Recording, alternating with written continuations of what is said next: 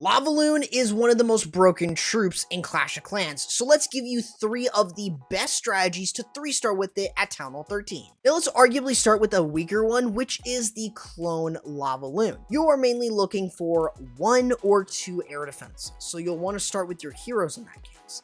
The king and queen are typically going to be chosen. They can either be used on the same side or on different sides, but the goal is going to remain the same. Air defenses are by far the most important, and this is before you send in your lava loons. But you want to make sure that you are controlling where they're going by getting rid of air defenses. This is going to also make it easier for when you send in the battle blimp with those lava loons. From here, you're going to basically send in your lava loons with the Grand Warden, the Royal Champion, and the battle blimp. Now, they're going to just go all across the base going towards those air defenses. So let's focus on the clone. You're going to use a rage, 3 clone spells, and you're going to let anything in there clone. This is typically either the Yetis or the balloons. If you have rocket balloons in there, then that's completely fine. But your goal is to clear out a large area of the base with the use of those clone spells. So if you don't get nearly as much, don't worry. It's a lava loon strategy. You're still going to be able to 3-star, but the clones are going to help you a fair bit in order to help move through. Now, of course, you also have your Royal Champion that you're moving in with them. She'll clear other remaining defenses, such as Infernos or Expos, but you just want to make sure that she's clearing any other defenses that you may have missed with the Lava Loons. Other than that, once the final air defense goes down, the Lava Loons are just going to quickly start rummaging through the rest of the base. Of course, finding a tornado might not be the best thing in the world, especially being hit by multi or splash damage defenses, but you'll still be able to get through quite easily since they are quite tanky. Other than that, you don't really need to worry all too much, as long as you have more than enough pups to help with cleanup, and of course, your lava loons are able to tank just long enough for them to deal with other defenses or enemy heroes. This can be really easy, and since they provide those spawned pups for cleanup, it really means that you can easily and swiftly move through for a 3-star almost every time with this army. Just keep in mind that it's not as strong as the other counterparts that we have in this video. For the second best lava loon, I would typically recommend the bat spells. This is done by mainly trying to go in for at least 1 or 2 air defenses with your heroes.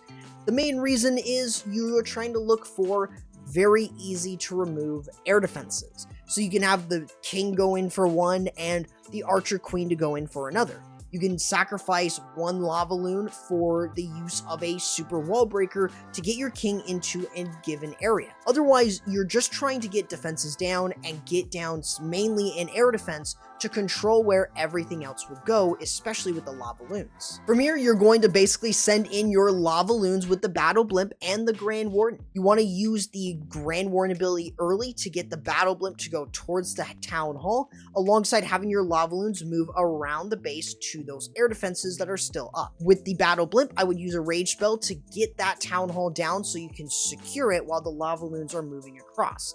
Other than that, once that town hall goes down, it really frees you up since your lava loons will still be going for any of those leftover air defenses. So this means that you have an extra spot to use, which is the bat spells. So now with those bat spells, try to aim for something such as a Inferno Tower, Wizard Tower, or Scatter Shot to remove with those bat spells. You want to let them just overwhelm the rest of the defenses, and that is extremely important. This is a bit of an overkill, but it really helps in terms of not having any of your pups or the lava loons backtrack. The lava loons, once that final air defense goes down, they're just going to go to every other defense. And as for the Royal Champion, you can practically use her to provide some really nice support towards the back end, as it will help them it'll help the entire attack clear the defenses that they passed over and didn't take down. And you have those lava loon pups to really safely get a 3-star all the way through with it. And objectively, the number 1 lava loon attack is the ZapQuake version. I would recommend using earthquake spells so you can also have space to take out an air sweeper. So to start off, you want to remove 3 air defenses.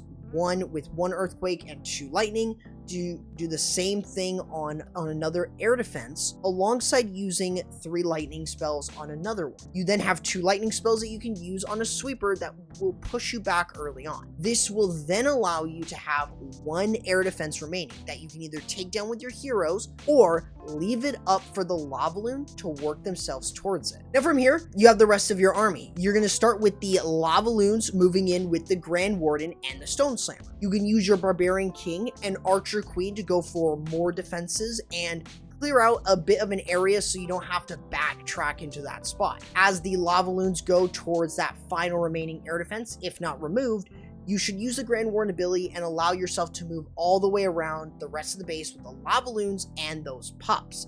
You also have a Backend Royal Champion that you can use in order to help move yourself around the base, helping with the back end portion so you don't have to backtrack, but also you can clear out more defenses while your lava loon is kind of doing its own thing. Otherwise, you basically just want it to converge together and allowing you to get a really easy 3-star. I mean, this strategy is by far extremely easy. It works well on every base. You have cleanup and you have troops that basically cannot be stopped. So it's a very good strategy. If I were to recommend any of these, this would be one of them because of just how easy and spammy it is.